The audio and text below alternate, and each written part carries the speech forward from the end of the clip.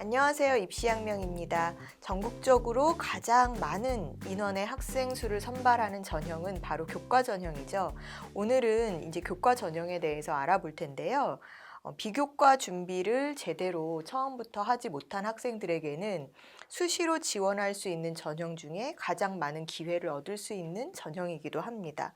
그런데 이렇게 내신 성적만 신경 쓰면 되는 전형은 아니고요. 대부분의 경우 수능 최저가 있기 때문에 수능 최저를 충족하는지 여부가 관건이 됩니다. 수능 최저가 없는 교과 전형은 그러면 어느 대학에서 운영을 하고 있을까요? 대부분의 교과 전형들은 수능 최저 등급을 설정해 두고 있지만 수능 최저 등급의 기준을 설정해 두지 않은 교과 전형도 있습니다. 수능 최저가 없으면서 또 면접도 진행하지 않는 학생부 교과 전형은 대표적으로 광운대와 남서울대가 있는데요. 광운대 교과 우수자 전형이 바로 이에 해당합니다. 교과 80%또 비교과 20%로 여기서 비교과는 여러분들이 생각하시는 뭐 수상 실적이라든지 이런 말 그대로 진로와 연계된 그런 활동이 아니라 출결과 봉사 점수라고 보시면 돼요. 그래서 대부분 교과 80에 교과 전형에서 비교과로 설정되어 있는 것들은 출결 점수, 봉사 점수 이렇게 생각하시면 되는데요. 이 광운대 교과 성적 우수자 전형이 바로 이렇게 교과 80%의 출결, 봉사, 비교과 20%를 반영해서 면접이나 수능 최저도 두지 않는 그런 교과 전형을 운영하고 있다고 볼 수 있습니다. 또 남서울대 학생부 교과 전형, 일반 전형으로 알려져 있는데요. 이 학생부 교과 전형의 경우도 마찬가지입니다. 교과 90%에 비교과 10%를 반영해서 학생을 선발하는 방식인데요. 여기서 비교과는 봉사 시간만 해당된다고 해요. 그래서 남서울대의 교과 전형에서의 비교과에는 출결이 반영되지 않고 봉사 점수로만 반영이 된다. 이렇게 보시면 될 것 같습니다. 그러면 교과 100%, 즉, 저 출결 봉사 시간도 부담스러워요. 저 출결 점수가 그렇게 좋지 않아요. 뭐 라는 경우 또는 저 봉사 거의 안 하다시피 해서 뭐 이런 경우도 있을 수 있잖아요. 그러면 교과 전형으로 지원할 때 교과 100%로만 반영해서 학생을 선발하는 그런 교과 전형은 어디일까요? 우선 여러 학교들이 있는데요. 강남대, 명지대, 백석대, 삼육대, 서울신학대, 성결대, 성공회대, 세종대, 신한대, 아주대, 안양대, 용인대, 한세대, 평택대, 한신대, 한양대, 협성대, 호서대에서 운영하고 있는 교과 전형이 바로 교과 100%, 수능 최저 기준도 적용하지 않고 면접도 없고 출결 봉사의 비교과도 반영하지 않는 교과 100% 전형이라고 볼 수 있겠습니다. 수능 최저 기준이 없으면서 그러면 교과 성적과 면접을 일괄 합산하는 방식의 교과 전형도 있겠죠. 대부분의 경우에 나는 수능 최저 기준을 맞추는 것은 자신이 없고 그렇지만 교과 전형으로 지원하자니 교과 성적이 그렇게 뛰어난 편은 아닌 것 같고 그렇다고 학생부 종합으로 지원하자니 비교과의 여러 가지 진로 탐구 활동이 갖춰져 있지 않다라는 경우에 생각해 볼 수 있는 전형 요소가 아닐까 싶은데요. 교과 성적과 면접이라는 요소가 들어가면서 내가 상대적으로 교과 전형으로 넣기에는 조금 아쉽다 싶은 내신 성적을 보완해 줄 수 있는 기회가 한 번 더 생긴다라고 보시면 됩니다. 남서울대 섬기는 리더 2 전형은요, 바로 이런 전형에 해당하는데요. 교과 70%에 면접 30%를 반영해서 학생을 일괄합산 방식으로 선발하게 됩니다. 여기서 면접은요, 학생부의 비교과적인 요소를 확인하는 면접이라고 해요.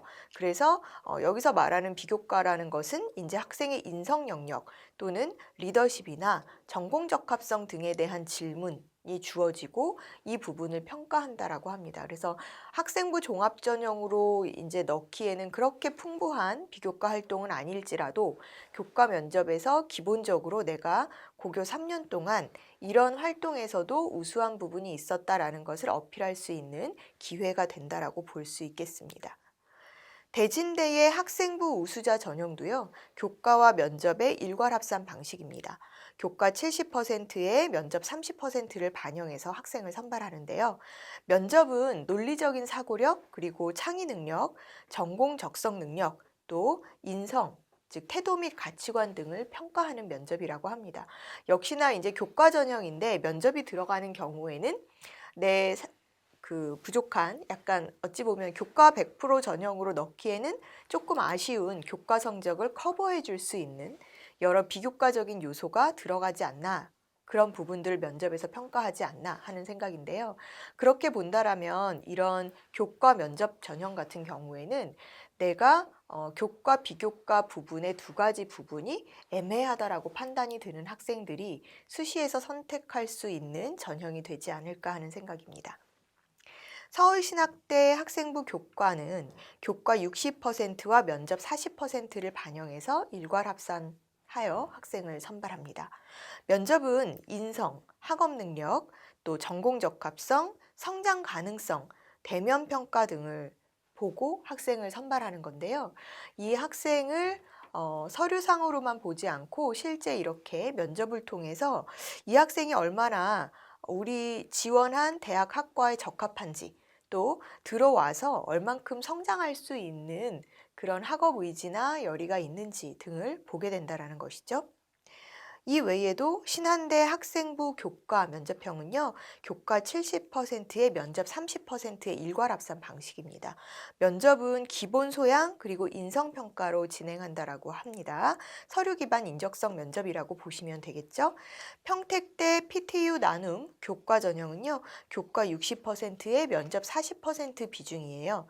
또한 호서대 학생부 교과 면접형도 교과 60%, 면접 40%의 비중으로 일괄합산 방식으로 학생을 선발하게 됩니다. 서울권에서는 이화여대 고교추천 전형이 바로 이러한 전형에 해당한다라고 볼 수 있는데요. 이화여대 고교추천 전형은 교과 60%, 또 교과 80%, 면접 20%를 반영합니다. 여기서 면접 20%는 앞서 본 학교들에 비해서는 보여지는 어떤 그런 비중이 상대적으로 적게 느껴질 수도 있겠죠. 다른 데는 40~40%인데 이화여대 고교 추천은 면접이 20%. 그래서 경우에 따라서는 면접 20% 적은 비중이니까 준비하면 할 수 있겠다. 뭐 그렇게 부담스럽지 않네 이렇게 생각을 하시겠지만요. 사실 꼼꼼하고 까다로운 면접으로 알려져 있어서 20%라는 비중만 가지고 보실 게 아니라 어쨌든 이 부분도 내가 그러니까 교과에서의 어떤 부족한 부분을 또 뒤집어 볼 수 있는 그런 추가적인 요소라고 생각해 주시면 좋을 것 같습니다. 고교별 이제 고교 추천 전형인데 따라서 이제 고교별 추천 인원을 받게 되잖아요. 그런데 이런 고교별 추천 인원 제한도 이제 문이과 구분해서 정해져 있기 때문에 사실은 이화여대 고교 추천 전형은 최상위 학생들이 지원할 수 있는 전형이 되지 않을까 하는 생각입니다. 그러면 지금 이렇게 살펴본 바와 달리 일괄합산, 즉 일괄합산을 한 번에 성적을 내서 학생을 선발한다라는 것이잖아요. 그런데 교과 전형에서도 학종처럼 다단계로 진행하는 전형이 있는지 한번 또 살펴봐야 되겠죠. 교과와 면접을 다단계, 즉 1단계에서 일정 배수로 학생을 선발한 후에 2단계에서 면접을 거쳐서 최종 선발하게 되는 그런 방식의 교과 전형, 바로 어디일까요? 1단계 일정 배수 이상 선발해서 2단계에서 면접을 보는 형태의 다단계 교과 전형은요, 명지대 학생부 교과 전형을 우리가 생각해 볼 수 있는데, 명지대 학생부 교과 전형이 두 가지잖아요. 면접형의 경우에는 이에 해당합니다. 따라서 이제 면접형 같은 경우에는요, 교과 성적으로 5배수, 정원의 5배수를 먼저 선발하게 돼요. 즉, 우리 지금 학과의 정원이 20명을 수시에서 선발한다라고 했을 때 5배수를 1단계로 선발하기 때문에 교과 성적으로 일단 100명을 뽑는 것이죠. 그리고 나서 2단계에서 면접 30%의 비중을 반영해서 최종 합격자를 가립니다. 즉, 이 얘기는 면접을 거치면서 5명 중에 4명은 탈락하고 1명은 합격하게 된다라는 얘기라고 볼 수 있습니다. 면접은 성실성과 공동체 의식, 또 기초 학업 역량, 전공 잠재 역량, 전형에 맞는지, 전형의 취지 부합도 등등을 보게 되는데요. 명지대는 인성적인 부분, 성실도의 부분들을 좀 중요하게 평가하는 학교 중에 하나이죠. 그렇기 때문에 면접 역시 이런 요소로 학생을 평가하게 됩니다. 성결대 SKU 창의적 인재 전형도 다단계 전형인데요. 교과로 6배수를 선발, 6배수를 선발해요. 즉 20명 정원이다라고 하면 1단계를 통과하는 인원이 120명이 된다라는 건데요. 이렇게 1단계 6배수를 선발한 후에 2단계에서 서류 30, 면접 70%가 반영이 됩니다. 즉 2단계에서는 면접이 굉장히 중요한 비중을 차지한다라고 볼 수 있겠죠.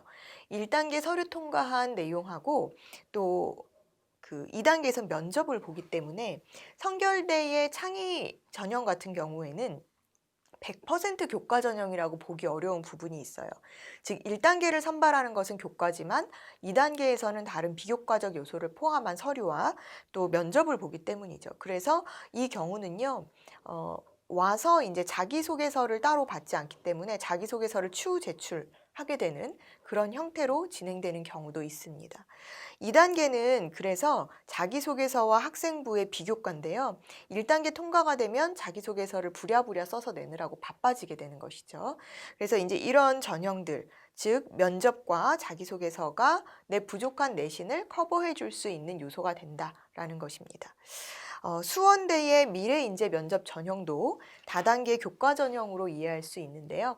1단계에서 교과 성적으로 5배수를 선발한 후에 2단계에서 면접 40%를 반영하여 학생을 선발하게 됩니다. 그룹 면접 방식으로 자기소개, 인성, 창의력, 사고력, 전공 적합성 등을 평가하게 되는데요. 따라서 이제 그룹 면접 방식이라는 게 다대일 면접의 다른 대학들의 면접 방식하고는 조금 다른 점이라고 볼 수 있죠.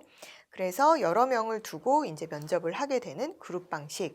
여기서 내가 그러니까 자기소개를 얼마나 차별화되게 하는가도 사실 첫 인상을 결정하는 데 있어서 굉장히 중요한 요소라고 볼 수 있겠습니다. 안양대의 아리학생부 면접 전형은요. 교과로 5배수를 선발 후에 2단계에서 면접 20%를 반영해서 최종 선발하는 방식인데요. 면접은 전공 소양, 또 일반 소양, 교양, 태도, 표현력 등을 평가한다라고 합니다.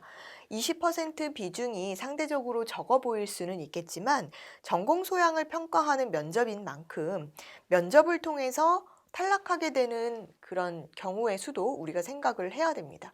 전공 소양 만만치 않겠다라는 생각이 드시죠? 연세대 미래캠퍼스의 교과 우수자 전형도 다단계 전형입니다. 교과 100%로 4배수를 선발한 후에 2단계에서 면접 30%를 반영해서 최종적으로 학생을 선발하게 되는 방식입니다. 의예과를 제외하고는 수능 최저가 없죠. 그래서 의예과의 경우에만 교과 전형, 이런 다단계 전형에서도 수능 최저가 적용되고 연세대의 경우에는 교과 우수자 전형에서 미래캠퍼스의 경우 수능 최저가 적용되지 않는 대신 2단계에서 면접 30%가 반영된다라고 보시면 됩니다. 그러면 연세대 미래캠퍼스의 교과 우수자 전형의 의예과로 지원할 경우 수능 최저는 어떻게 되나요? 라고 궁금해하실 텐데요.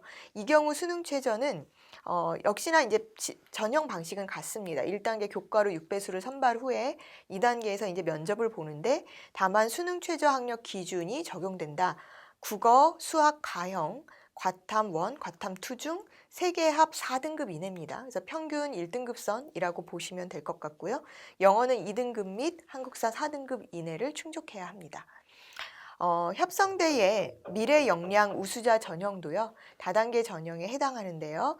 교과 100%로 7배수를 선발 후에 2단계에서 면접 40을 반영해서 최종 선발하게 됩니다.